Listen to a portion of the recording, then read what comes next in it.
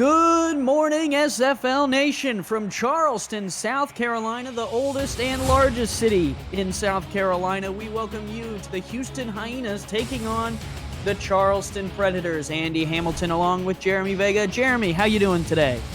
Doing fantastic. It's always a great day when SFL action is here. We got a great game today. I'm looking forward to it. Two teams looking to extend their winning records. Houston at 2-4. Charleston, though, coming in at 5-1 through the halfway point of the season. Houston here on the road, about 1,000 miles away from home, looking to take down the Predators. It's a tall task, but the Hyenas seem up for it. Today is a beautiful day, 61 degrees and sunny. Winds only 6 miles per hour, not a factor today, Jeremy. These two teams should have both the passing and the running game in their arsenal.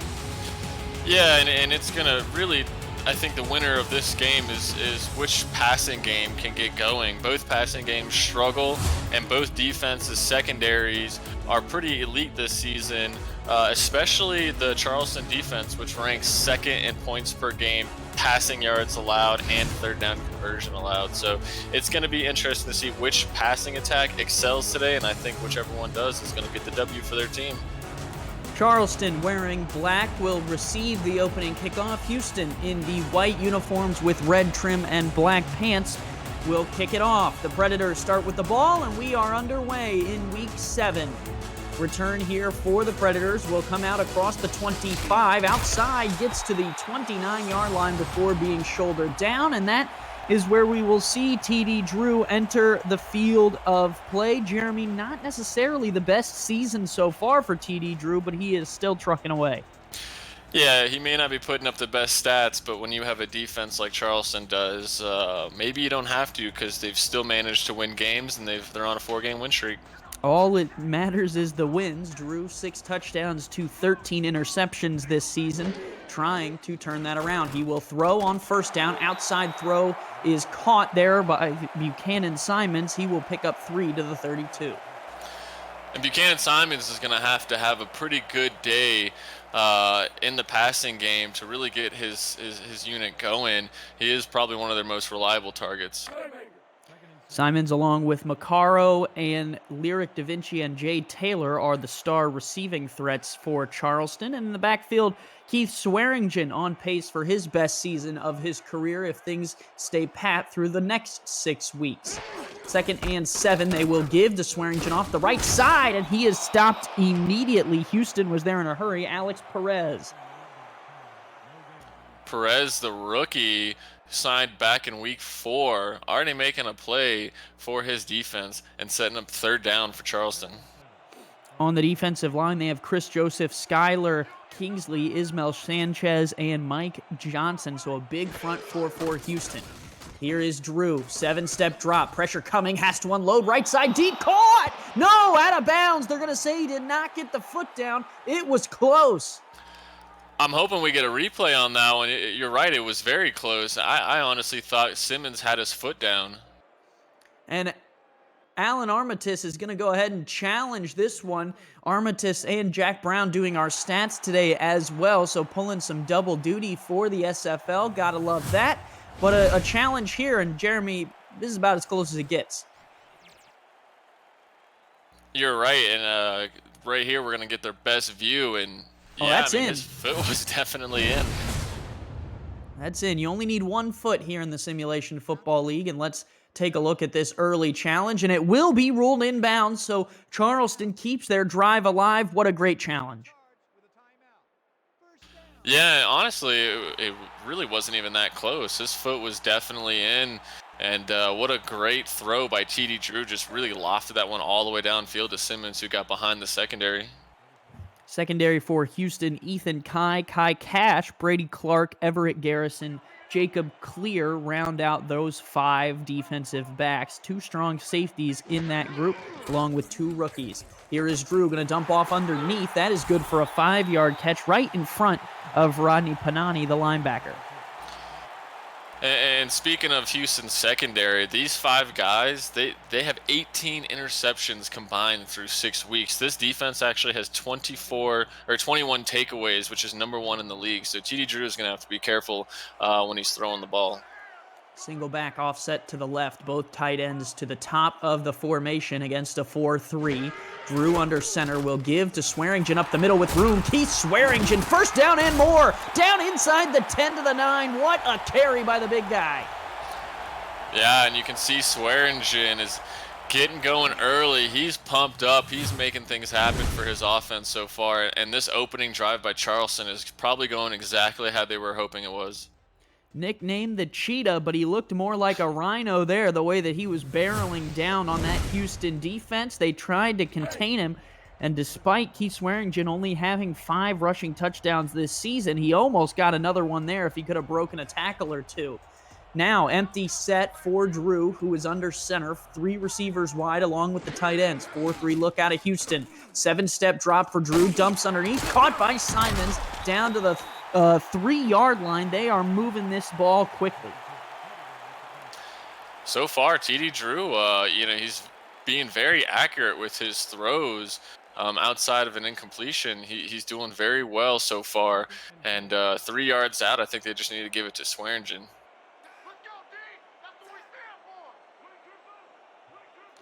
They will line up under center, 2 in the backfield. They give here to Swearingen off the left side, untouched, touchdown, Charleston. That baby's in the crib, and the Predators have a 6-0 lead. Yeah, just really easy, not even touch, just perfect blocking from his offensive lineman to let him kind of stroll into the end zone. And if this is the type of production that the Charleston's offense can put together week to week to go along with their defense that's ranked so high, this is a championship team then. And easy first drive after the challenge goes the way of the Predators. Momentum kind of swinging their way after that. And they get down the field and put the ball in the end zone in front of the home crowd. But for Houston, I mean, Jeremy, they honestly held Charleston pretty well. I mean, there were times when it looked like they could have got off the field. Yeah, in particular, that 3rd and 7 that results in that big play. That was kind of their opportunity to kill that drive, and it just really didn't work out for them. But, still a lot of game left, and we'll see if Charleston can continue that production or if Houston makes some adjustments early and starts to put together some stops. Kick is away. Houston will start with their first offensive drive. Return here coming down this left-hand side and only out to the 21. Good job by Charleston's special teams coverage. Well, for Houston, it is Kentez Johnson who leads the way. Another quarterback not necessarily having his best year, but does have Warren Murray in the backfield to lean on. Yeah, and Kentez coming to today's game with 5 touchdowns and 24 interceptions against the secondary. Just like TD Drew, he's really going to have to take care of the ball. On pace for 2,600 yards. This would be Kentez Johnson's worst season since entering the league if he stands pat through the next 6 weeks. Brandon Haight there collides with Murray and only a 1-yard pickup. And Brendan Haight's the guy that's going to kind of be in charge of taking care of Warren Murray and just wrapping him up and not letting Warren Murray use his athleticism to get around the front 7. 2 backs in the backfield, 3 receivers wide. Here is Kentez Johnson's first drop of the game. 7-step, moves up in the pocket, floats to the left, could run it. He will run it, and he picks up 3. Nice job by Johnson to avoid the rush by Charleston and get something out of nothing. Yeah, I mean, Charleston's secondary really locked down the receivers, didn't give Kentez anything, and like you said, he was able to make something out of nothing for a few yards. But this is a pretty important 3rd down. They don't want to go 3 and out to open the game. Shotgun look, 3-3 out of Charleston. 3 receivers wide for Johnson to throw. Johnson, out route is caught, turns upfield. No, they're going to say he's short. The catch was made by Duke Wilson and right in front of Damon Simeon, short of the line to gain. Would you challenge it this early? I thought he got it, and Houston did too, and Damon Simeon is going to throw our second challenge flag of the game.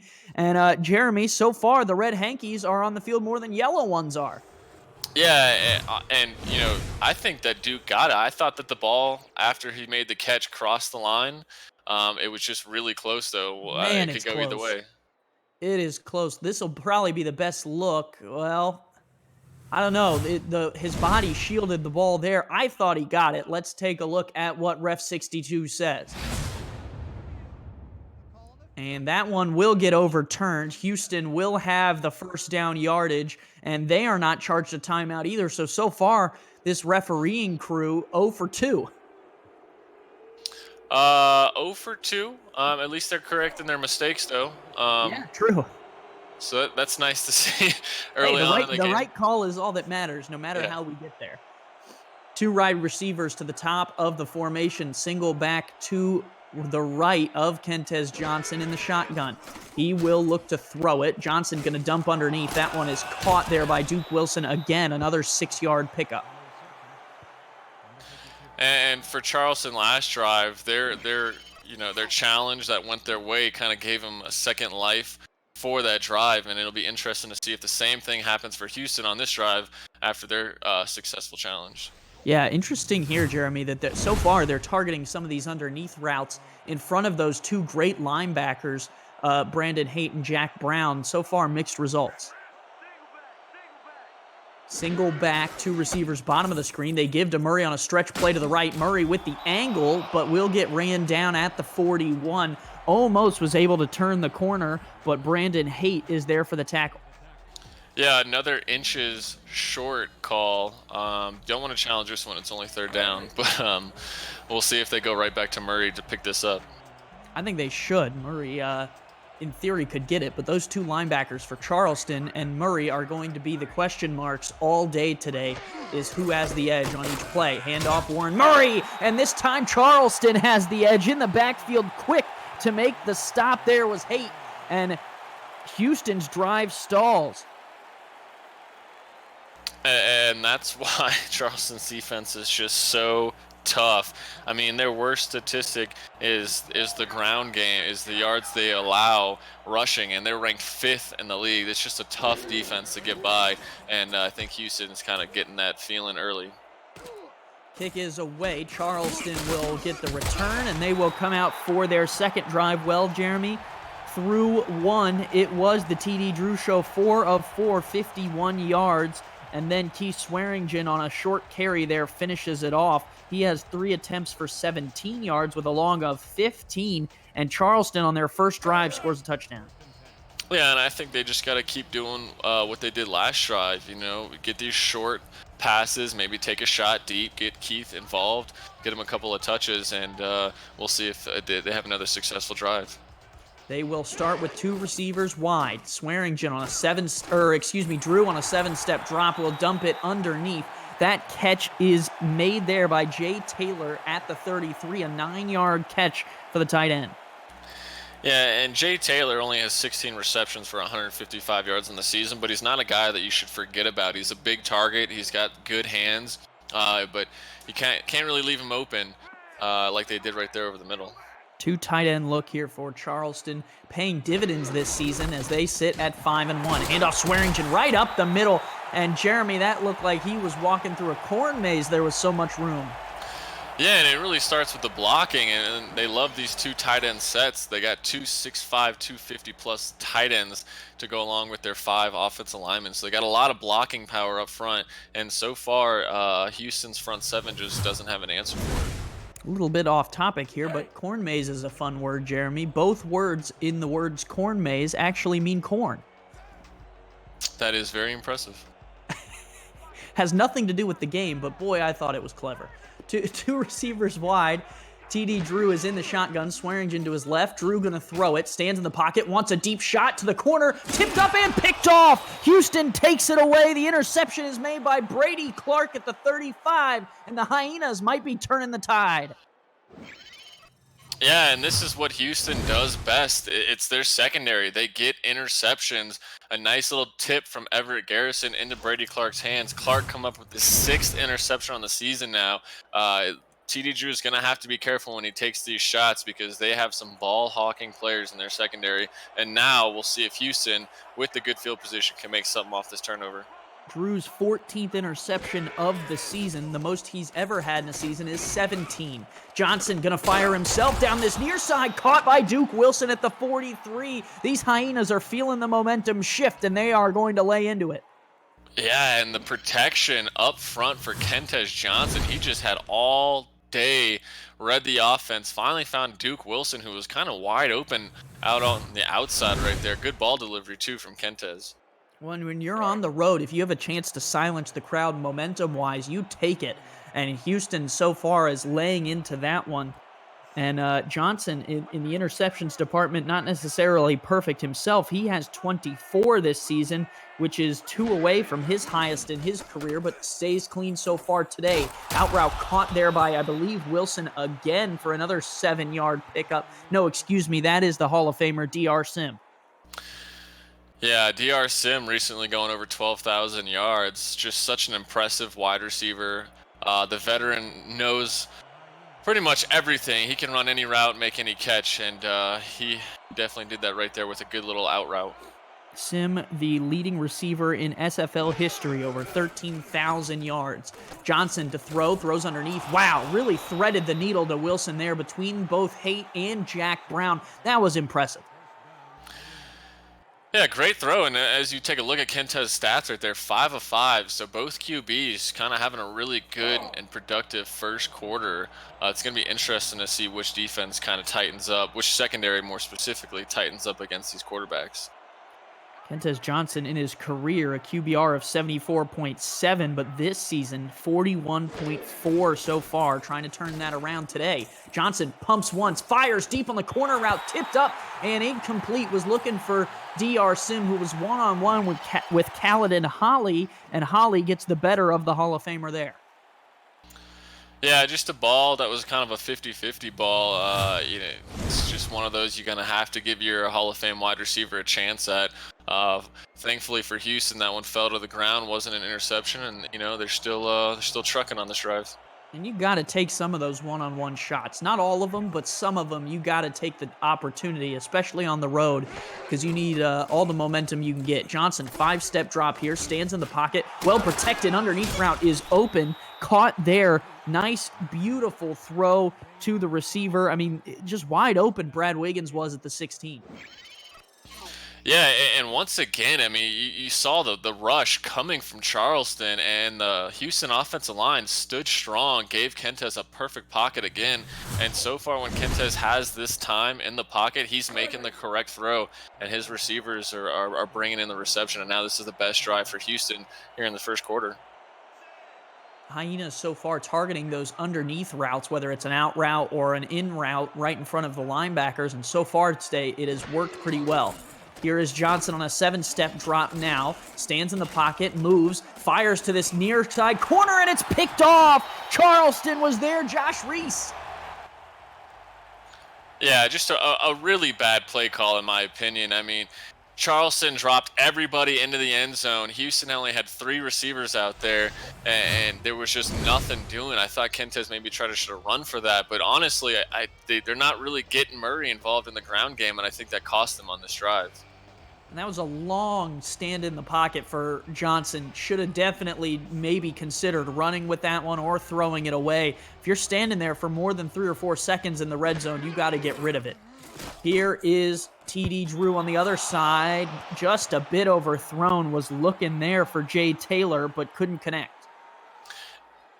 Excuse me. Jay Taylor a little slow on that route there, and kind of resulted in an incompletion. I thought Houston may have had a guy go for that interception right there, but thankfully just an incompletion. Now Charleston going to go on their second and 10 attempts.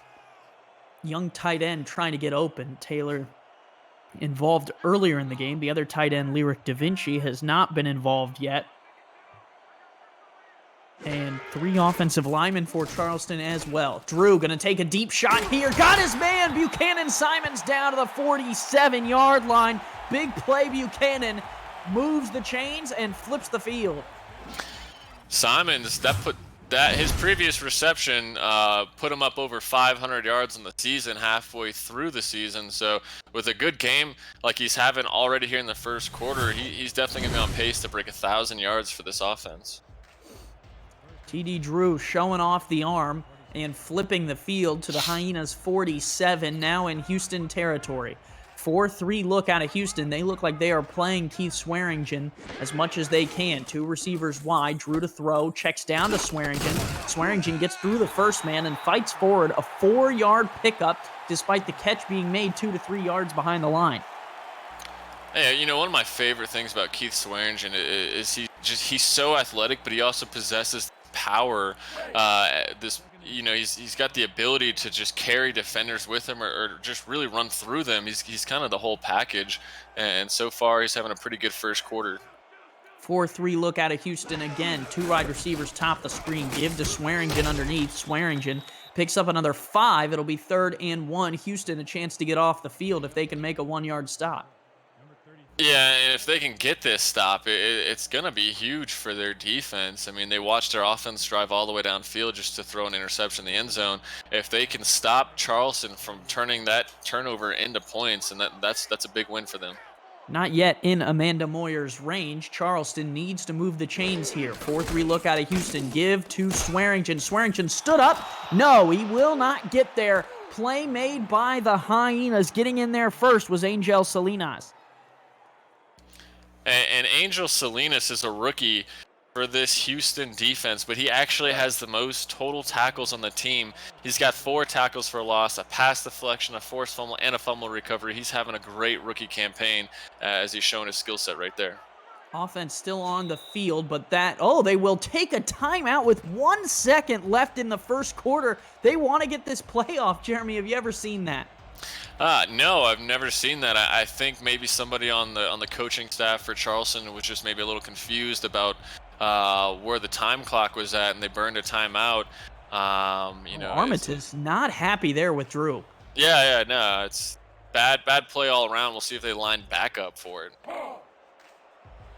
They will actually just send on the punter, Benjamin Warner. And from the analytical side, you would have liked to have get an offensive playoff there.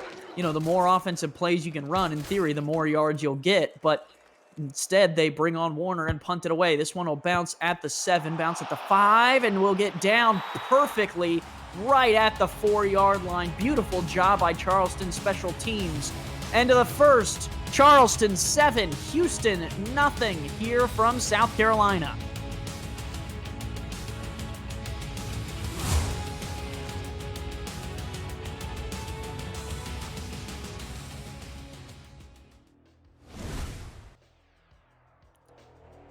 Andy Hamilton along with Jeremy Vega with you for Week 7 Simulation Football League action. The 5-1 Predators on top 7-0 over the 2-4 Hyenas who take over at their 4. Handoff Warren Murray. Murray off this left-hand side will pick up 4. Just didn't have the speed to get away from Brandon Haight. And that was Warren Murray's 4th carry of the game, and he's only have 7 total yards, so Charleston's defense really kind of corralling him, not letting him break off anything big. And we'll see if Houston can climb out of their own territory. Murray on pace for his second 1,200-yard season of his career. He does have 8 touchdowns through the first 6 games, which puts him on pace for the most in a single season in his career. He would be at 16 if he continued this pace. His most is 9. He's had that 3 times. Murray dots the I. Kentez Johnson will turn and hand to him, and he is stuffed. Charleston read that one well. Jeff Hollywood with the play. Man, the big guys for the Predators immediately got into the backfield on that handoff, and 3 straight carries for Houston's offense is going to result in a punt. Interesting, they didn't even try to throw the ball with how effective Kentez has been besides his 1 interception. So this should set Charleston up with some good field position after the punt. Backed up against their own goal line, didn't want to take any risks. Instead, they will punt it away, and it is fair caught at the Houston 42, That's where Charleston's offense will bring it back out. TD Drew, so far today, so good.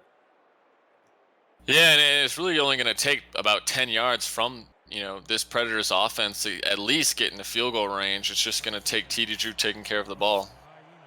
Drew, 7 of 9, 10.8 yards per attempt. no touchdowns, and the earlier interception. Leading receiver is Buchanan Simons with 79 yards. Here is Drew to throw, wants the deep shot, and no, just a little bit out of the reach of the diving receiver will bring up 2nd and 10.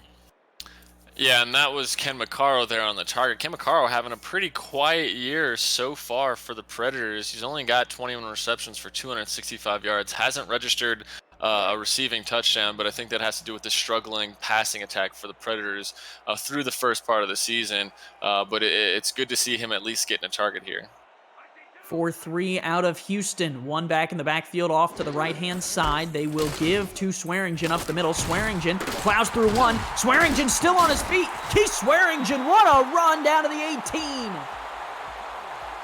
And he just ignited this Charleston crowd with that big run. As I said earlier, showing off the power that he's capable of.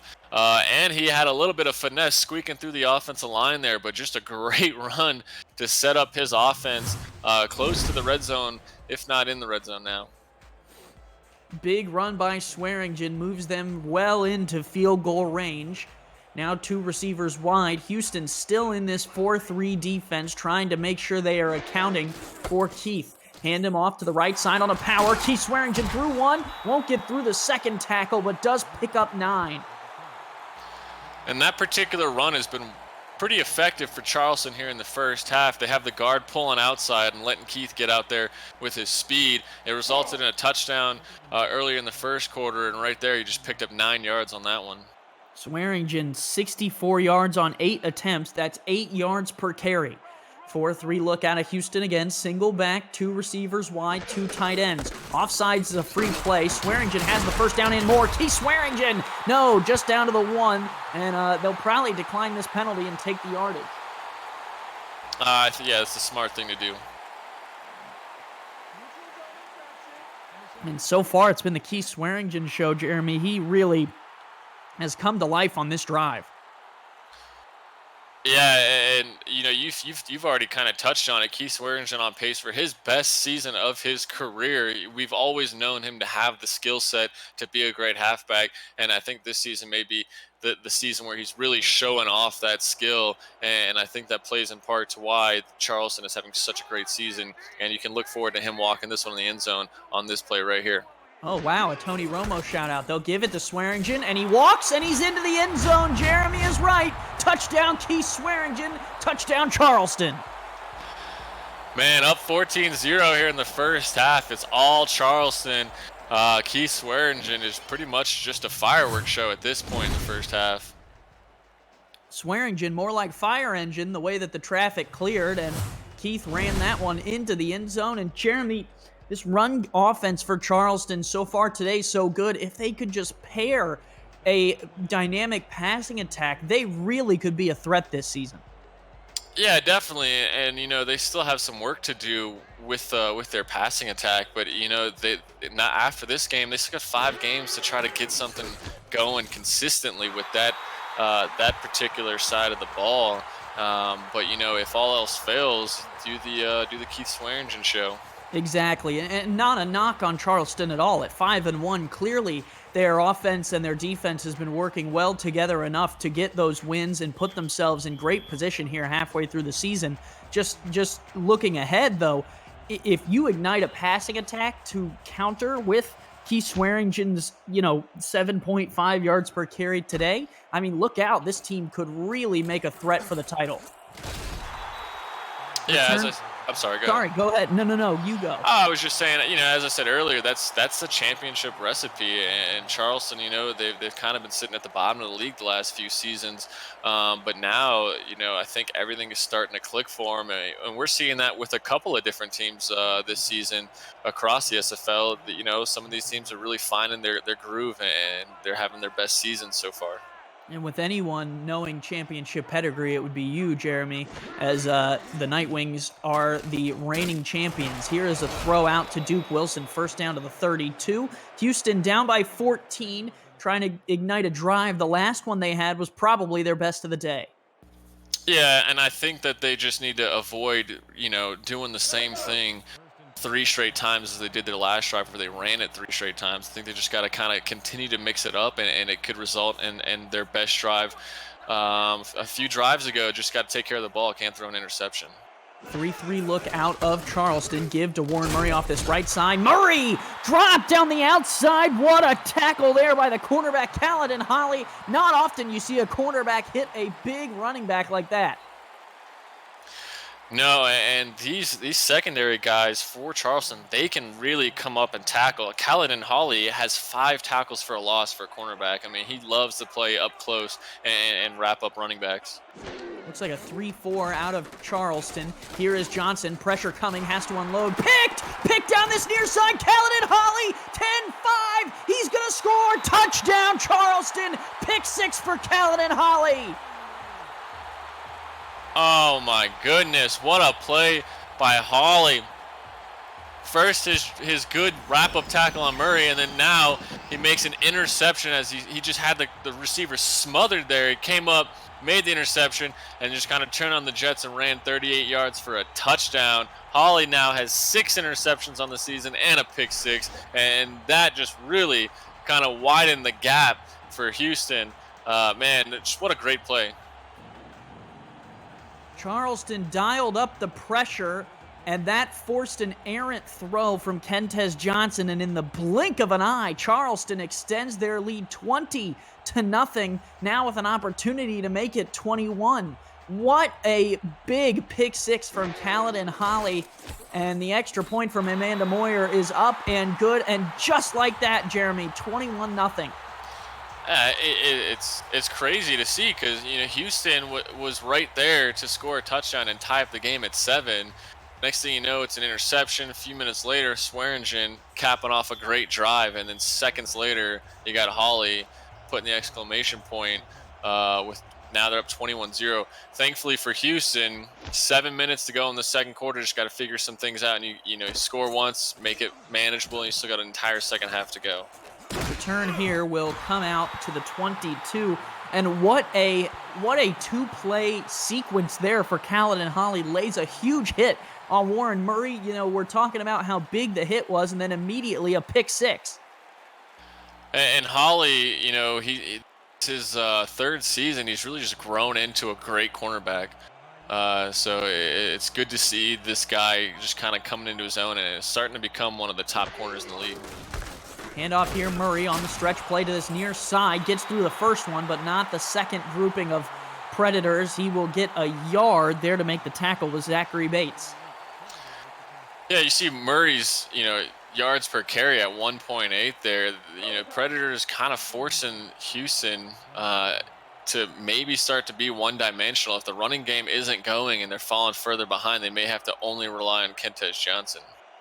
3 backs in the backfield. They will fake a fullback throw. Here is Johnson going to go on the play action. Tipped up and incomplete. Caledon Holly, another pass deflection. It is his day so far. Oh, man, I think he was thinking a second pick 6. He was very close to it. He almost got his hands on that one, but Holly really shutting down that side of the field.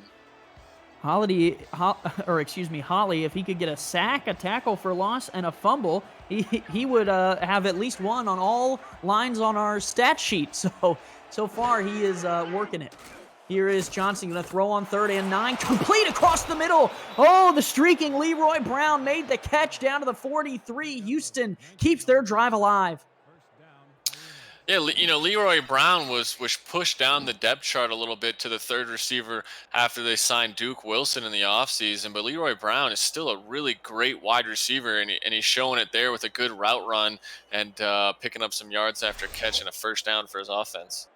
And Caledon Holly in the chat letting us know that was his first touchdown of his career. Congrats, young man. Well deserved, as he is having quite the day. Was unable there to keep Houston from extending their drive, but then his 5th interception of the season, 11th in his career. Murray, a 4-yard carry, strong off the left side.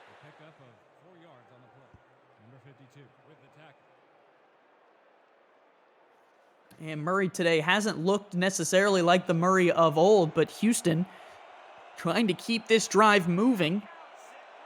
And they will get an offside, so a free 5 yards here, even though Murray is going to get strung up on the stretch play. And so far, Jeremy, it looks like the aerial attack is the way to go, despite the threat of potentially throwing a pick. Yeah, I mean, Murray's just getting nothing going. Well, and if you're trying to game plan against Houston, might be the way to go is just try and game plan for Murray and then let the passing game beat you if it does. Yeah, I mean, if I'm coaching against Houston, I mean, I'm definitely game planning for Warren Murray. He's in his 6th season, and he's just such an explosive player, and he's capable of taking over games. So that's who I'm game plan against, and maybe that was the thinking for Charleston's coaching staff this week.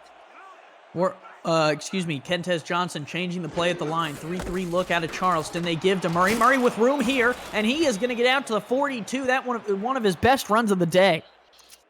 Yeah, and it was really set up by Kentez Johnson's ability to read the defense. I mean, he whatever he saw, he audibled, and it was the correct call as Murray picked up a big gain and another first down for Houston. And Houston putting together another good drive, which is something you want to see from them. And if they can cap this drive off with some points, I mean, there's still plenty of time left in this game.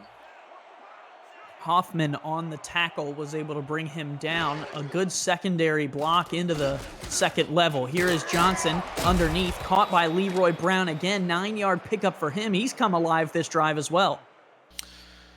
Yeah, Leroy Brown starting to get involved. I mean, you got that secondary of Charleston kind of really putting the clamps down on DR Sim and Duke. So give it to Leroy Brown, who's clearly getting open. Download the ScoreStream app and follow your favorite team for live scoring updates when you aren't able to catch the game live. You can follow your team or the entire league. The first esport league on the ScoreStream app. First down carry there by Warren Murray to the 31. Houston in field goal range if they don't lose another yard. Yeah, and so far, like I said, they're really mixing it up. They're going run pass, and I think that's the key to keeping this defense on their heels. You don't want them to hone in on your game plan because it's going to be even harder to get past them. Here's another handoff to Murray. Murray with good blocking there. Gets through the first level and picks up 7. And that really is what springs Murray, is when the blocks hit and Charleston, has to bring in their secondary members to make the tackle. Murray can pick up 7 or 8 each time. Yeah, and I think that's something that was told to the offensive linemen for Houston, because they're definitely run blocking a lot better than they were in the first quarter. Still plenty of time left, a whole second half, as well as now 3 minutes to go here in this second quarter. Kentez Johnson fires across the middle, in and out of the hands of Duke Wilson. Almost seemed like that ball should have had a little more zip on it. Yeah, I thought Kentez kind of let that one go a little late. And like you said, which I agree with, maybe it should have had some more zip on it and could have been in Duke Wilson's hands a second earlier. But unfortunately, it's an incomplete pass, and this is going to be a big third down for Houston. 3rd and 3 here in the second quarter. 2:51 to go. Would need this first down to keep the drive alive. They will give to Murray up the middle. Warren Murray walks into the first down range and then gets brought down at the 20, knifing through the defense and silences the crowd. Yeah, typically when Houston comes out in those kind of semi-heavy run packages, the Predators, they've been kind of putting their guys in the box, and they really didn't do it that time. And looking at that play, I thought Houston should run up the middle, and they did. Results in a first down, and it keeps their drive alive. 3 receivers wide here. Johnson stands, throws underneath. That is caught by DR Sim on the outside. A pickup of 8 there to the 13. And I tell you what, Jeremy, you know what I love about this drive? Houston has not given up on Warren Murray. Down by 21, they recognize that there's a lot of time left, and they're mixing in some runs with these passes. Yeah, we talked briefly before the game about the problems with being a one-dimensional team and how it can really cost you a game and your season if you don't get that fixed. And Houston knows that. And so far, they're sticking with the run pass, and it's working for them. 2 receivers here, going to stretch it out on this near side. Warren Murray does not have enough for the first down. Oh my, that was a poor spot in my opinion. Yeah, I mean, the ball and half his body was past that first down. We'll see if we get a challenge, though. 2-minute warning. The play happened before the 2-minute warning, so if my rule book awareness is correct. They would have to challenge that. They cannot have a booth review on that because the play was over prior to the 2-minute warning. Just, I believe, how I understand the rules. They will not challenge. They will line up in the eye here. Charleston has at least 7 in the box, if not 8. Handoff here. Warren Murray stretches it off this right side. Didn't get there. It'll be 4th and inches. Definitely did not have that one. Another outstanding play by Caledon Holly. Yeah, he's just having a monster game here in the first half, and Houston falling just inches short. They're going to settle for a field goal. Call me crazy. I think they should just really go for this one. But points right now is something they're going to need. So we'll see how this turns out. Jaquan Colgate is on to try the attempt here. From here, it'll be about a 42-yarder. They're going to make sure they take all the time they can off this clock. Don't leave much for Drew. Kick is on the way, and Colgate puts it through. His first kick in the Simulation Football League after going from couch to field is through, and he puts 3 points on the board for the Hyenas. Yeah, and Houston, man, they're in the red zone twice. One results in a pick, one results in a field goal, and if they score touchdowns on both that, we're looking at a 14-21 game, and it's just so much closer. You would look at the score if you're just joining us and think that Charleston's crushing them. Charleston's just made a few extra plays that's kind of put them up. Houston's still battling though, and we'll see if they can turn this around in the second half. Return here for Charleston out to the 27, and Jeremy on 4th and inches. I didn't want to jinx anyone, but I thought that might be an area of the field down by 21 that you could consider a fake. Yeah, I mean, honestly, with the time left in the first half, you got 3 timeouts. I think it'd be worth coming out and trying to draw them offsides. The very worst, you burn a timeout that you're probably not going to use here in the first half. And that will line Charleston up. They will give to Swearingen. Swearingen, through a few men, will bring it out to the 32, and Charleston looks content to take this lead into the locker room. Andy, if you're coaching right now, and you're Houston, would you call a timeout here? Maybe try to get an extra possession before the half? After this second play, if they don't pick up more than 2 or 3 yards, I would take the timeout in hopes that you could stop them on 3rd down. But before the first one, you're just giving Charleston ammunition to line up and try and go down the field. Handoff Swearingen, stretches out right. Swearingen picks up 2 or 3, and there it'll be 3rd and 3 with Swearingen averaging 7.1. Houston's going to be able to pack it in and go to the locker room as well. Yeah, I think that's an interesting choice for Houston. I would personally play a little more aggressively if I was them, but I think, like you said, they're just content to going into halftime, making some adjustment, and seeing what they can do in the second half. Should be the last play of the half here, unless anything crazy happens. Drew gonna throw, fires down the middle of the field. That one is picked by Houston. They're bringing it back. Brady Clark down to the 37. What an interception. And I didn't get to see, Jeremy, is there any time on the clock?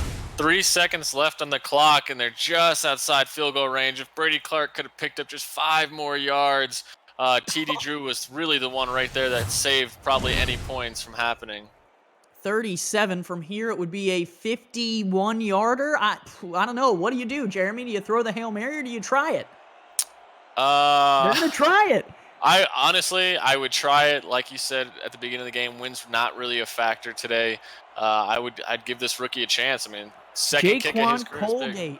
Yeah, you're right, Jeremy. Second kick of his career is going to be a 51-yard attempt at the end of the half. They're going to give it to him, and he didn't get it. Was just off to the right, it looked like, but it looked almost like it had the distance. That's a tough kick, man.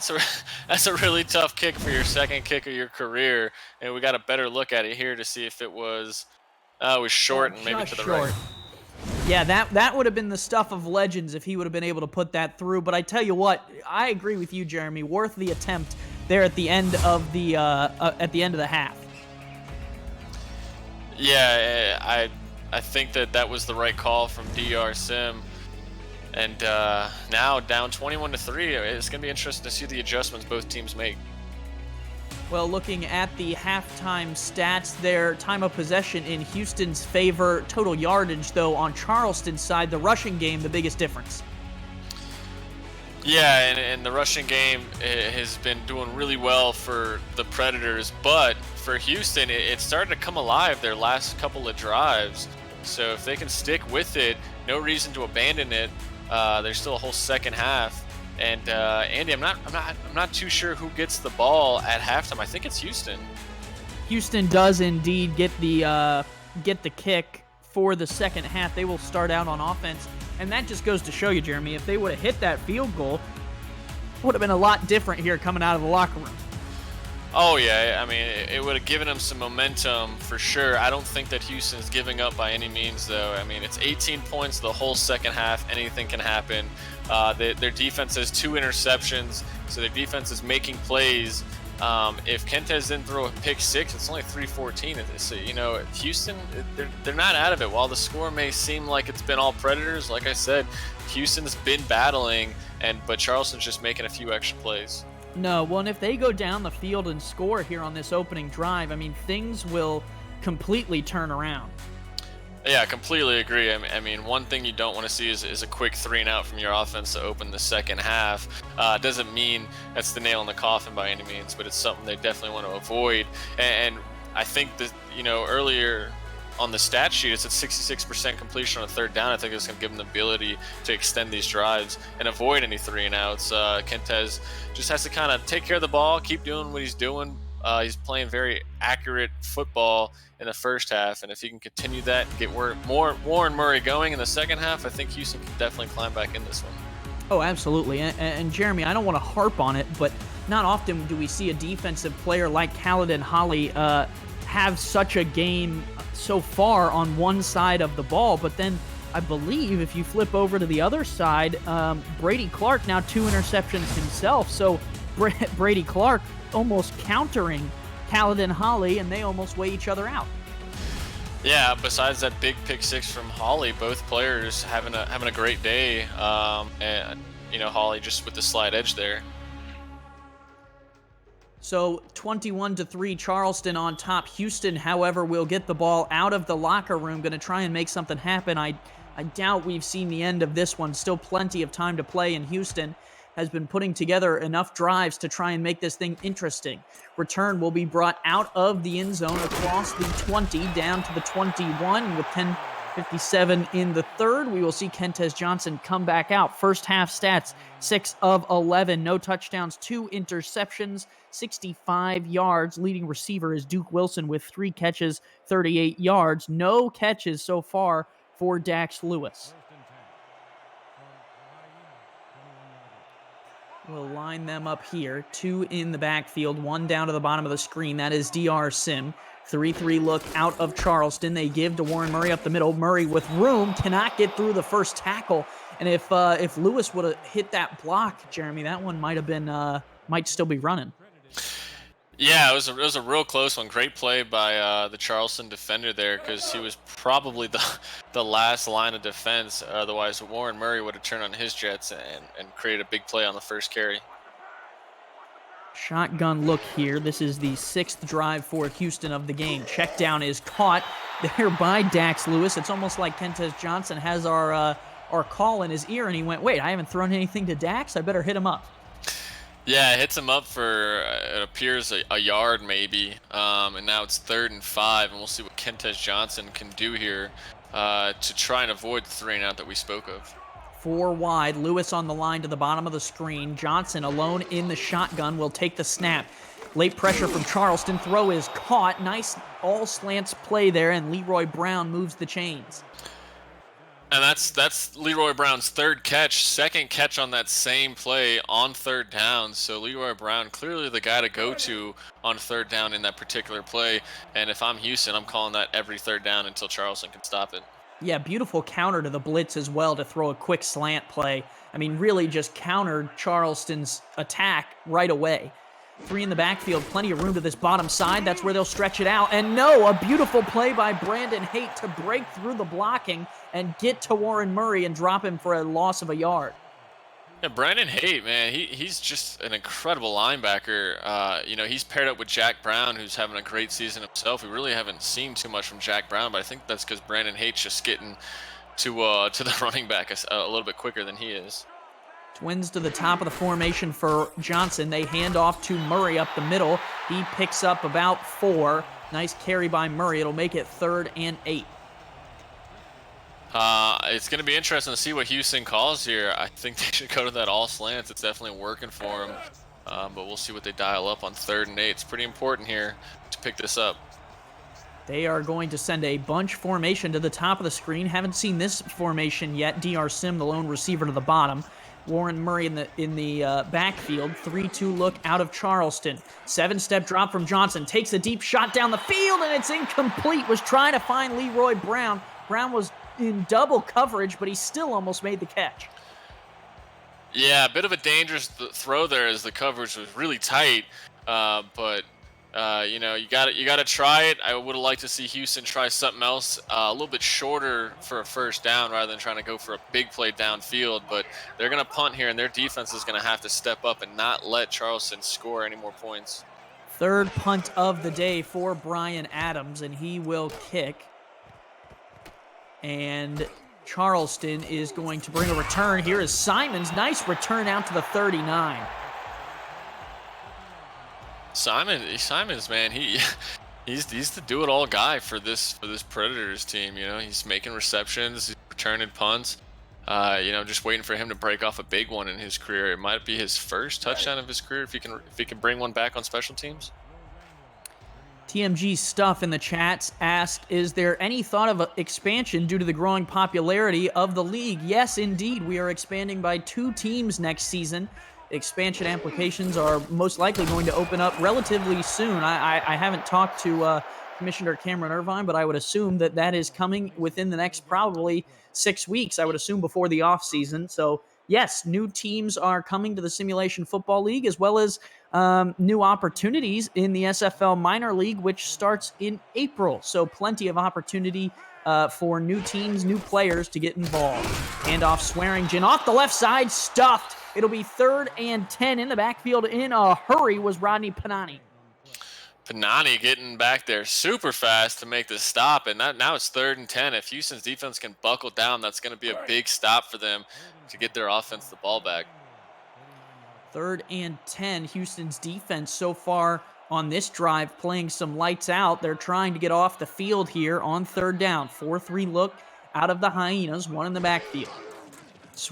Drew gonna drop, throw one across the middle. That one's nearly taken away. Ethan Kai was right there. Big play by Ethan Kai. Almost took that one away, but nonetheless, that's going to be a punt from Charleston and a good stand from Houston's defense to open this second half. And that will line them up for 4th and 10. Charleston going to punt their first punt of the day, Jeremy. Actually, that might be their second. I'm not 100% sure. It will line up Houston, though, to get the ball back either way. Almost got the punt blocked. And the Hyenas will bring the return out a couple yards. Brown will get out to the 27, and that is where their offense will set up. Yeah, and touching on that, the expansion of the league to 2 teams, you know, that's my favorite part. It doesn't happen often, and dreams come true for 2 new owners and 2 new cities. So, like you said, plenty of opportunity, kind of all around, coaching, players, owners. That's just kind of what this league's about, and I'm very excited for that chance and to see see what 2 teams come into this league to compete with the rest of us. Yeah, great opportunity as Kentez Johnson takes the shotgun snap, and he is going to be dropped. Brandon Haight continues his beautiful day with a 6-yard sack, and he is going to say, "What's up, Kentez? I'm here." And that's his 2nd sack of the season, and that might be the easiest sack he'll ever have. Completely came in untouched. Nobody put a hand on him, and he delivered a big shot to Kentez. 2nd and 16. Need to make up at least half of it here for an opportunity on 3rd. They're going to dump it underneath. Oh, Brandon Haight almost had a pick, and he would have been waltzing in the end zone right around now if he would have been able to grab that one. I think Kentez is still feeling it from that last shot by Brandon because he completely threw that one behind Sim. Wasn't even close, and it almost turned into an interception. And it will line them up for 3rd and 16. Charleston has dialed up some pressure on 3rd down, and it has got to Kentez a couple of times. Let's see what they do here with 5 wide. Johnson in the shotgun, 3-2 look out of Charleston. They will dial up some late pressure, and he's gonna, no, avoids one, and then gets wrapped up and dropped. Charleston lined him up. Joseph Sobolka knocks him down, and Houston's gonna have to punt. Man, just not enough time for Kentes to get the ball downfield. The pressure from the cornerback coming off the edge blitz just really kind of threw Kentes off and allowed Sobolka to come up there and clean it up. And that's another good stand for Charleston's defense. Defense is tightening up. Houston gets the punt away. Here is Simons, who will try and return. Simons going to bring this one off the right side, gets walloped at the 44, and that is where Charleston will start, just about 15 yards away from a field goal attempt. And getting back to expansion there, Jeremy, one of the best times of the year. It's always great to hear about new potential owner candidates and how they, how passionate they are for the league. And after this play, let's get your thoughts on, when you got your team and how special that moment was to you, because it's always great as Swearingen is going to get a 6-yard carry. So Jeremy, when you got your team, how did you feel about that? Oh, it's so exciting, man. It's the best news you could hear to learn that you're going to be able to create your team and bring a team to your favorite city and start building your roster and competing in this league. It was a great feeling, and so it's been coming up on 4 years since that moment, and it's been one great ride ever since.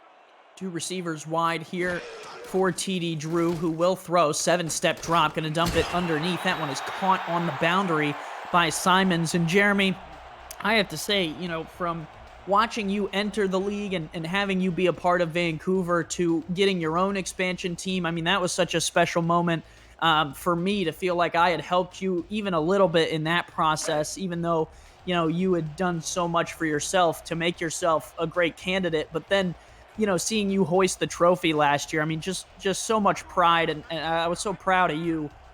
And I think that's another thing that people undervalue is, when we have these new expansion candidates, they have to come from somewhere. As Drew's going to sidearm this one out to the sideline, caught by Da Vinci, his first catch of the day for 3. But, it just affects so much of the community because these guys who are getting these teams are so involved. Yeah, I appreciate you saying that. And it really goes to show what one of the best features of this league is, and that's just the community, the friendship, the camaraderie, all of it comes together, and we just we help each other out, and we're the best online community there is. It's just a lot of fun to be part of. And off Swearingen up the middle. Swearingen will make it 4 more yards to make it 3rd and 3. And if you are wondering, hey, what the heck am I watching? I just saw these guys talk about community. This simulation football league is the world's first controllerless esport, allowing you, the viewer, to participate in all the action on the field without a controller in your hands. You can visit simulation.football for details on how to get started with the team and in the league. And if you're looking for a Discord link, those are in the chat at twitch.tv/simulationfl. Handoff Swearingen, stuffed, and Houston gets off the field. That's a big stop, Jeremy, because it limits Charleston to 3. Yeah, and limiting to Charleston to 3 there keeps it at a 3-possession game. It's 3 touchdowns to tie the ball game if Charleston and Amanda Moyer put this one through the uprights. So big stop for them. Moyer, the 2 different colored gloves, that's interesting, Jeremy. I never saw a kicker with gloves before. Not sure what she's using them before, but hey, if it helps her kick, all for it. A high snap is brought down, kick is on the way, and Amanda Moyer puts that one through from 44, now 24-3. And overall, Jeremy, with the way that Houston's defense was backed up, I still think that's kind of a win for the Hyenas. Yeah, it's definitely a win considering you just need 3 touchdowns now instead of 3 touchdowns, maybe a field goal, or 3 touchdowns, 3 2-point conversions. Whatever the case is, it is a big win for Houston's defense, and now it's kind of up to the offense here to get going because we're 4 minutes from the 4th quarter, and having to score 3 times in 1 quarter, it's not an easy task to do. So they're going to have to put something together on this drive. Absolutely, and speed is of the essence because, like you said, the time is ticking away, not necessarily against them just yet, but, not on their side for sure. Brown will get out to the 22, and if you're new to the SFL, get your spot in the SFL Minor League SFLM today to hashtag claim your spot and begin your SFL career. Subscriptions are going fast, and the inaugural kickoff begins in April. First Pro subscribers get first priority on choosing their position, so don't delay your career for another second. We can't wait for you to make an impact. You can do so by heading over to simulationfl.net or being on our Discord server. 2 in the backfield here. They give to Murray. Murray with room. Murray, nice carry for 6. But Jeremy, time, would you abandon the run this early? No, I think with the fact that you have to get a score here, in my opinion, you got 3.5 minutes left in the third. I think you mix it up and you try to put together your best drive using your best players. And if that means you're having to run the ball, then so be it. But you got to do everything in your power to score on this drive, in my opinion. So I would keep running it with Murray. 2 receivers split out. They give to the back. That is Warren Murray, who has the first down to the 33. You showed a little bit of the speed there. Yeah, so far, back-to-back runs pick up 11 yards for them to start this drive, and that's a good start. Well, and if you're Charleston, you're comfortable with that. You'll let them run as much as they want this late. 3 receivers wide. They will give to Murray up the middle, and that time Jack Brown combines there up the middle of the field with Kent Mace. Who was in there giving Brandon Haight a little bit of a breather, and it'll bring up 2nd and 10. Yeah, and I want to see Houston, throw the ball here on 2nd and 10. I don't want to see a 4th straight run. I think, I think Murray's getting a little tired here. Single back, Twins to the top of the formation. Tight ends on both ends of the line. Johnson going to hand it off to Murray. Stretch play to the right. Murray with a block. Warren Murray, though, only picks up 8. Looked a little slow there. He might be getting tired. Yeah, and now on 3rd and 2, do you go back to Murray? Do you give him a breather, try to throw it here? It's going to be an interesting play call, and we'll see what they do, but they definitely got to convert here. Definitely got to pick this one up. 22 carries for Warren Murray, only 14 passes for Kentez Johnson. He will throw here, his 15th of the day, and it's caught across the middle to the 50-yard line. Nice catch there. Dax Lewis making an impact.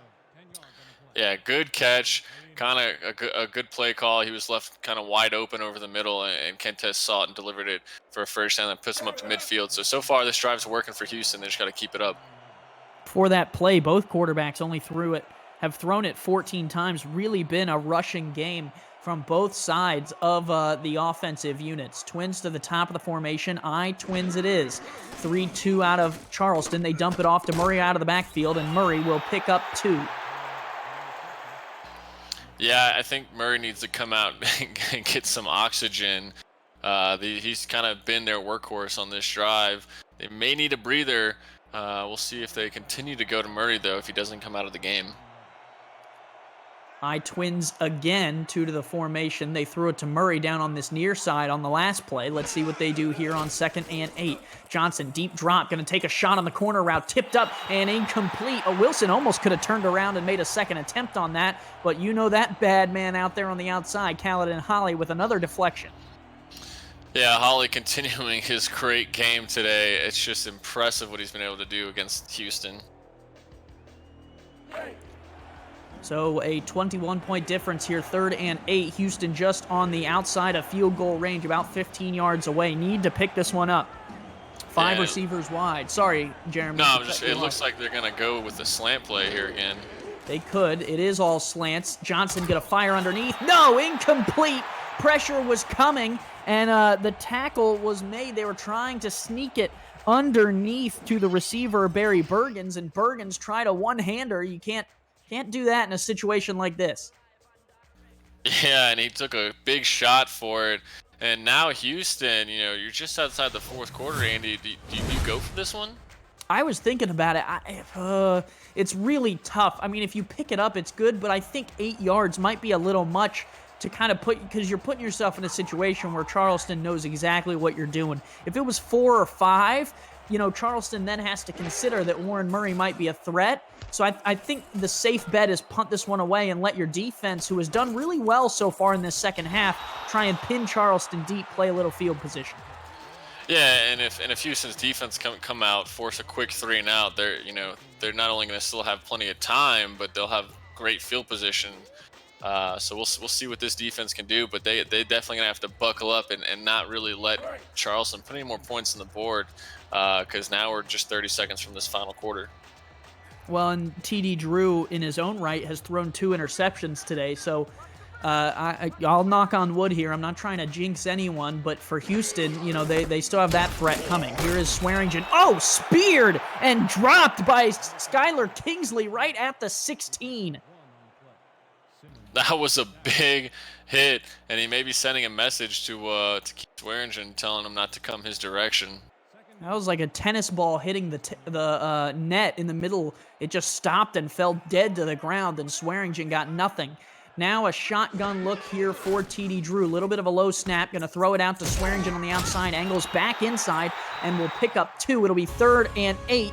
But before that, we will head to the 4th. Get your 4s up in the chat. It's a 21-point game. Charleston on top, 24-3 at home.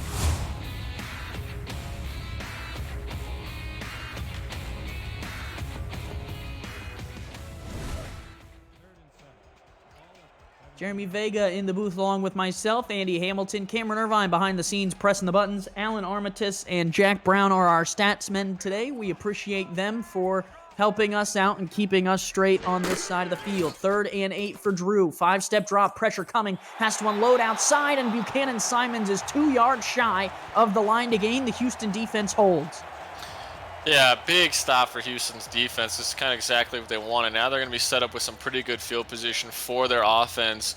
But now that we are finally here in the 4th quarter, it is now or never. I think Houston has to score on every drive moving forward here in the 4th. Yeah, time to take some shots.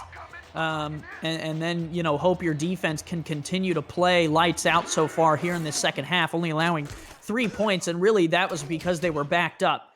Here is the return. It'll be brought out from the 40, and Leroy Brown will get out to the 43. Yeah, now, you asked me on the previous drive, do you abandon the run? I don't think that you abandoned it entirely, but they did run 5 times last drive. I don't think that you can run that many moving forward in the 4th.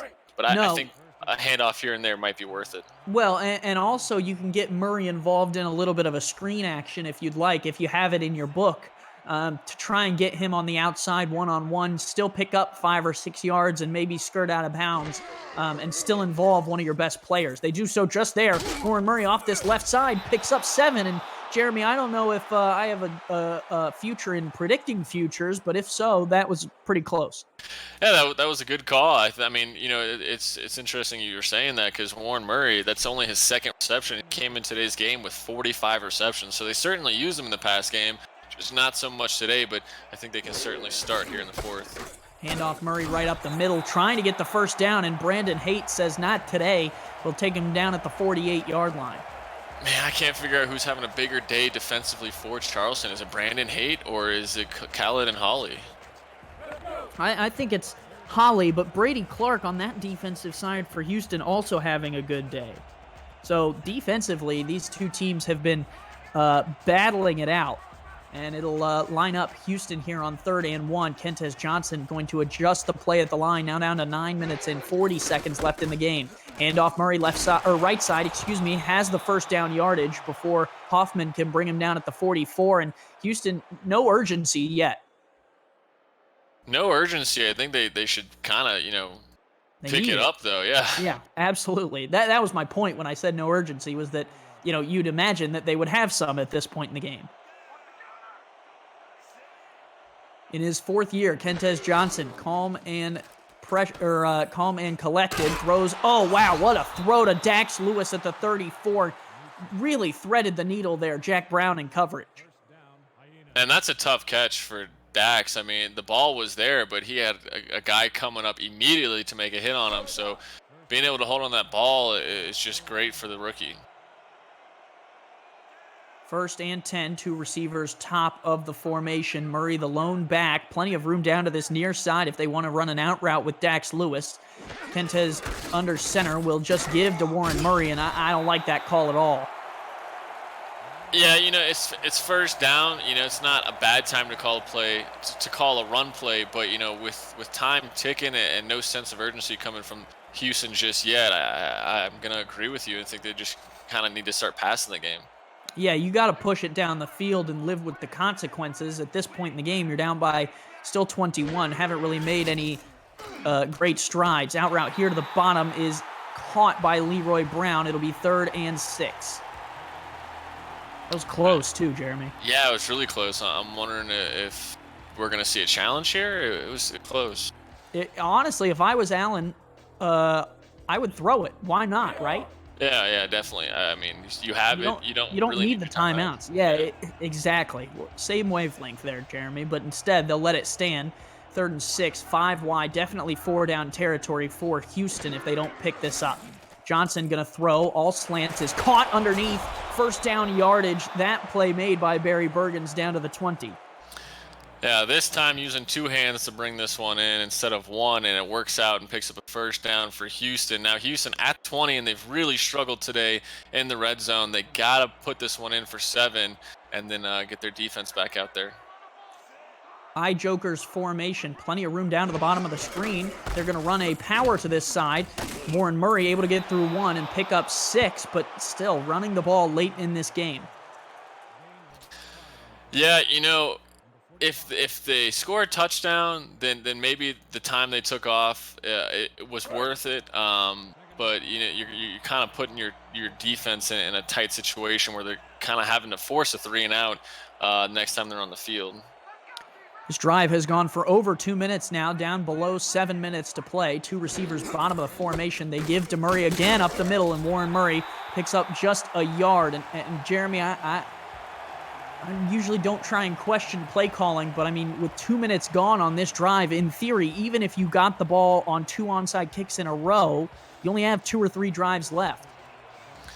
Yeah, it's interesting play calling for sure, but so far it's working, and we'll see if they can they can pick up another first down here. 3rd and 4, give to Murray. No, that's not happening at all. It'll be 4th and 4. You got to go for this. Yeah, absolutely, and you got to pass it too. Can't hand it off to Murray right here. The defense is really starting to tighten up on Murray. Oh, they are sending out the kicker. I don't believe that. Jaquan, I mean, Jeremy, this is pretty much folding the game. A field goal does them no good. Yeah, and I mean, unless Houston knows something that we don't, it's kind of not going to really help you with 3 points. But I think we'll see what their defense can do. Maybe they can force a turnover early or a quick 3 and out and let Houston try to go back down the field. Colgate's kick is up and good from 30. Now 6-24. Houston gets points on their drive, but not the result they were looking for. Yeah, and Houston's going to look back and they're just going to be kicking themselves if they've had to settle for 2 field goals and they had an interception all in the red zone. Their red zone woes today just kind of continue, and that might be more because of the Charleston's defense. They're just so good. They're really hard to beat through the air or on the ground. And really, it's been the play there as they decide to kick deep here with under 6 minutes to play. So Charleston gonna get the ball and bring it out, and they will bring it to the 29. Really, it's been the play against Warren Murray. Houston has lived and died by the run game, and today it's only resulted in 6 points. Yeah, and it's can't blame Houston for wanting to get the ground game going, especially with how their passing attack is a little behind. But just great work by Charleston's defense to really keep Murray in check today. He's Swearingen, the lone man off to the right. They give it to him. Swearingen through 1, and Swearingen picks up an easy 7 yards on first down. Yeah, I'm not passing the ball. I'm just giving it to Swearingen, letting him continue to do his thing now that he's up over 100 yards, and we're getting close to the 5-minute mark in the 4th quarter. I just hand it off because it's going to take 3 possessions for Houston to score. So even if you run it 3 times, you burn 2 minutes off the clock and punt it away, it's not going to hurt you too much. Yeah, Drew has only thrown it 16 times today, and I would expect That number will stick around there for the end of the game. I highly doubt they'll throw more than once or twice. Handoff Swearingen, first down, and now you don't really need to run it or throw at all. You pick up another one of those, and this thing might be over. Yeah, I'm gonna give Swearingen 3 more carries here in the fourth quarter, and then I'm pulling them, sending them back up, letting them get some extra rest before their game next week. 2 wide receivers wide, 4-3 look out of Houston, and it is going to be a throw. Drew is going to sling it underneath. That one is caught, and the catch made there by Taylor is going to pick up 8. Yeah, should probably run, but a little out route to your tight end isn't going to hurt anybody, especially if it's completion for 8 yards. Yeah, pretty safe. He had Swearingen at the top, too. He could have dumped it down. I mean, really, as long as you're tackled in bounds, whether you're going backwards or forwards, you're still really doing what you're intending to do. Single back off to the left, 2 twin receivers to the bottom of the screen. 4-3 look out of Houston. Lots of room at the top of the formation there for Da Vinci if he wants to run an out route. TD Drew going to smartly take as much time off this clock as he can.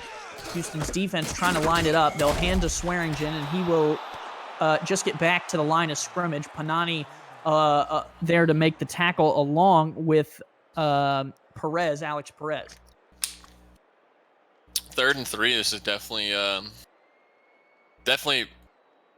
What am I trying to say here? They can definitely pick this one up. Excuse me for starting. Manageable, yeah, yeah, very it's manageable.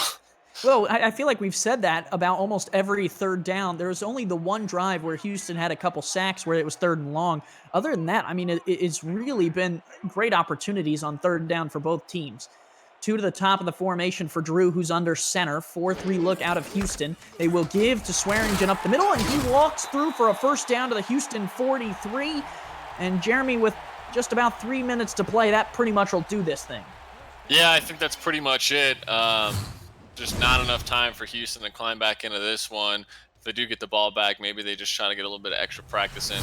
But it's been a good game today, and Charleston, very, very, very tough team to beat, especially if their ground game is going the way it is, and their passing game is efficient at the very least to go with their defense. So they're going to move to 6-1, and I know teams are starting to look at their schedule heading down the stretch and are hoping they don't have to play these guys. Yeah, well, and really today it has been, a story of Houston having good drives but not being able to finish them as Swearingen gets stuffed in the backfield there. Nice play by Mike Fats Johnson. First time we've called his name today. He's been kind of quiet, but in reality, Jeremy, I mean, Houston put together some drives. They just couldn't finish it. Yeah, 3 drives in the red zone. I mean, it's not like Houston offense played poorly today. They just couldn't finish their drives. I mean, if those 3 red zone attempts are touchdowns, we're talking about a whole different game now, but that's not the case, and Houston's going to move to 2-5. And the crazy thing is, I know nobody's given up on Houston yet. They made the playoffs they made the playoffs at 5-7 last season, so they're certainly capable of putting together a run with the type of leadership they have on this team. That'll take us to the 2-minute warning. 24-6. Charleston on top of Houston and in control, just trying to finish this thing out.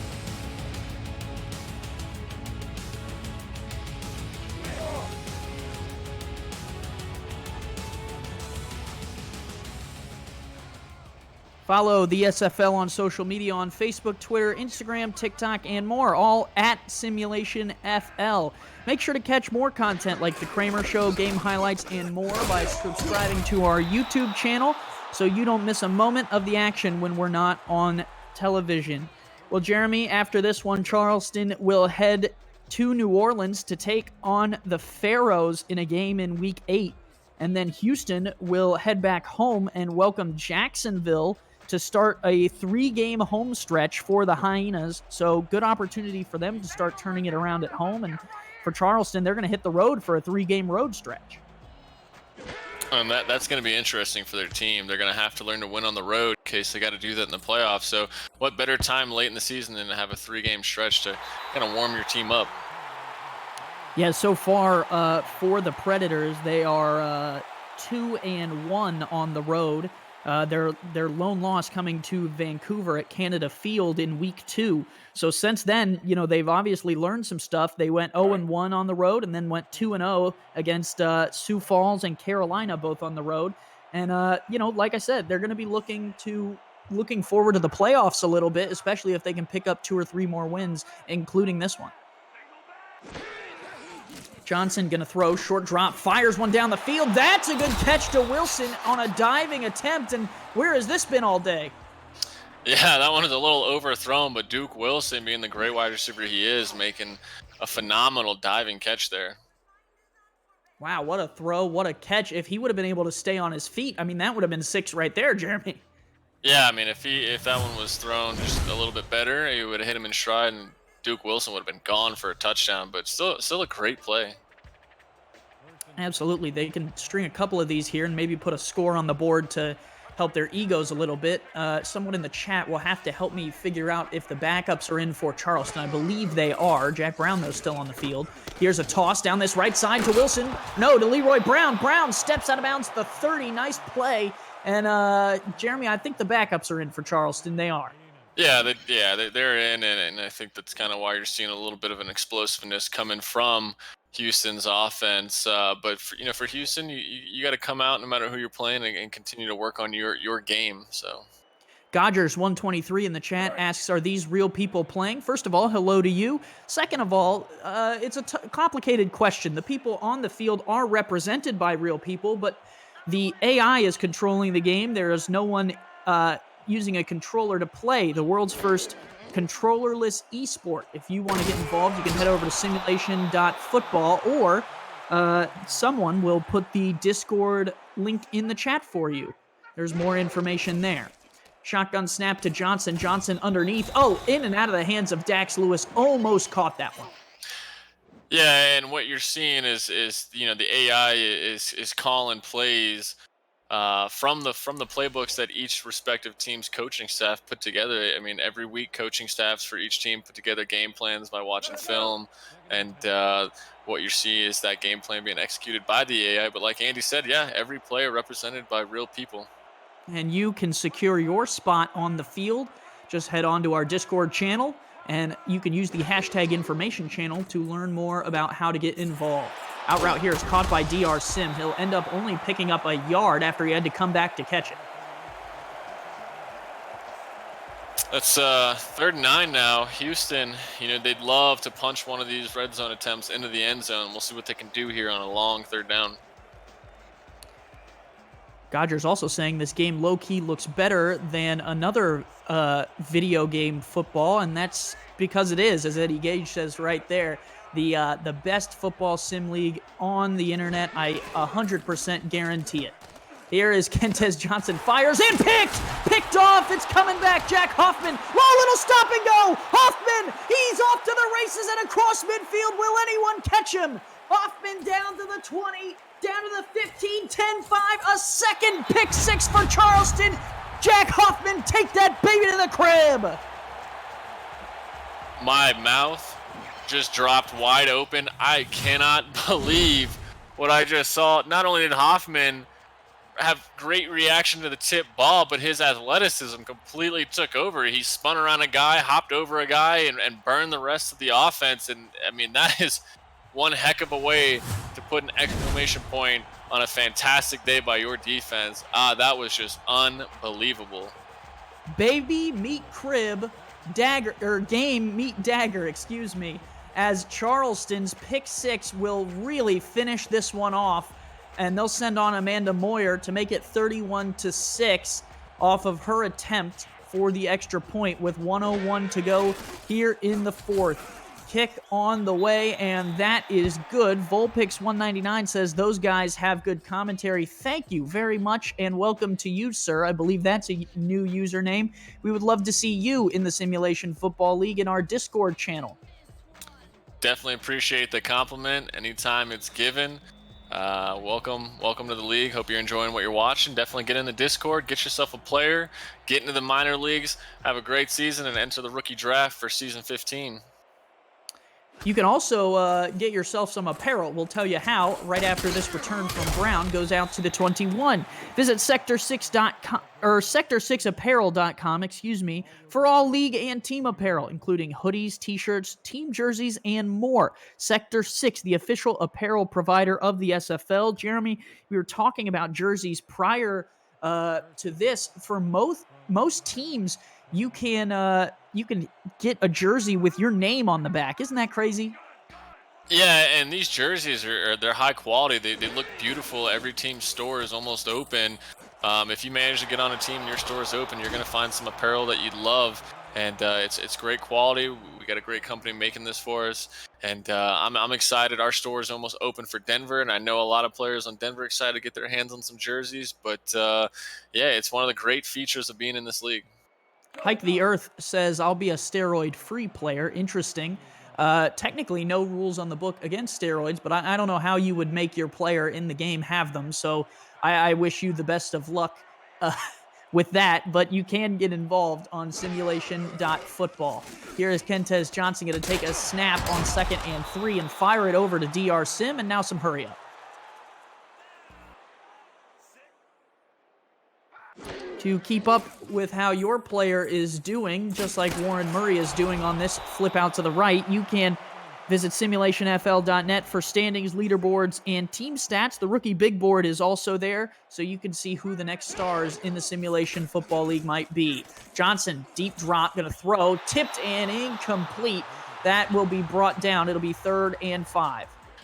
Yeah, we got plenty of more action across today in the SFL. Just about an hour away, you got St. Louis at Chicago. Later today, got Atlanta at Seattle. Big game tonight, Mexico City Aztecs at Queen City Corsairs. And to cap off the day, New Orleans Pharaohs travel to Sioux Falls. So a lot of great games still to come today. Yeah, this is one of those days, Jeremy, where my energy bill, or my electric bill, I should say, goes up extensively because my television is just on the whole entire time. Yeah, you never want to miss any action in the SFL. You never know what's going to happen. 4 receivers wide for Johnson in the shotgun. 3-2 look out of Charleston. Johnson going to sling one across the middle. Caught. No, dropped. Nice job by Charleston to jar that ball loose. What a hit there. Looks like it really rocked Bergens. Yeah, I mean, when your second string players are coming in and holding tough against, starters for the opposing team, you got to be really happy with just where your team is at defensively, knowing that any guy can step up in case something happens. And Charleston's defense just putting on a show today. 4 receivers wide on 4th and 5. This might be the last play of Houston's offense if they cannot convert. Here is an all slants play thrown, caught there by Brown. That is going to get out to the 42. Houston will use their last timeout to try and heave a couple into the end zone. Yeah, it's going to be interesting to see if they decide just to kind of go out with some Hail Mary throws, or if they're going to continue to push the ball downfield and just kind of continue their hurry up offense. No hurry up offense is what Charleston was running when they had the ball. Hurry up is what Houston's running. With 13 seconds, though, Jeremy, anything caught in bounds pretty much ends the game. So Johnson going to line up for this Hail Mary. Charleston, interestingly here, going to look like they're going to play the bump on this Hail Mary. Might bring an extra blitzer there off the top. They will. Pressure coming. Johnson has to pump. Going to throw. Stands in the pocket. Delivers one deep. Tipped up and picked off. Charleston ends this one with an interception. And a big play is made to finish this one. Roy Archer takes it away. And that'll do it. Yeah, congratulations, Charleston Predators, capping off a big day defensively. Got to be proud of the way your team has played today. And now you guys are 6-1 on a 5-game win streak. It's the longest win streak, just shy of what Vancouver's doing at their 6. They got a 6-game win streak because they're undefeated still. So Charleston, man, they're one heck of a team this season.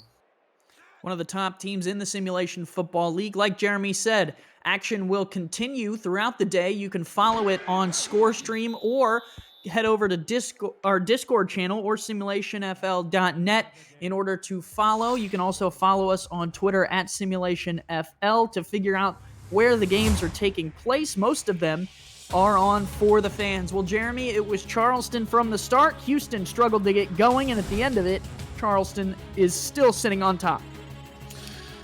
Yeah, and I think Charleston just did a great job of managing their offense, playing efficient, and then kind of letting their defense do what they do best, and that's just dominate opposing offenses. 31-6, the final 2 pick sixes for this Charleston defense. Really got to love that. Yeah, and I'm wondering who's going to get player of the game. You got Keith Swearingen, Clayton Hawley, Jack Hoffman with his insane touchdown return at the end of the game. I tell you what, Jeremy, if it was my decision, I would deck the halls with boughs of holly. I think Caledon deserves the player of the game. Yeah, he deserves a Christmas ornament on his tree that says player of the game. Well, if they make player of the game Christmas ornaments, I assume that they would be available on Sexter6.com. Yeah, there's that insane pick six from Hoffman. Probably going to be one of the plays of the season. I don't know how a pick six can top that, especially with how he juked out another guy to bring that one back. But great play. I mean, it's one of the best I've seen all season. That one doinked off of Josh Reese's helmet before Archer brought it in. I didn't even notice that on the original play. And your player of the game in this Charleston 31-6 victory is Keith Swearingen. 24 attempts, 117 yards, 2 touchdowns. Really the workhorse for the Predators. Yeah, he deserves it. It's definitely deserved. Well, the win was deserved for Charleston. The hometown team here in South Carolina gets the win on a beautiful sunny day. And that is all for Jeremy Vega. I'm Andy Hamilton, along with Cameron Irvine pushing the buttons behind the scenes. Alan Artemis and Jack Brown on the stats. We appreciate both of them. And for everyone in the chat, plenty of Simulation Football League Week 7 action on the way. We'll see you next time.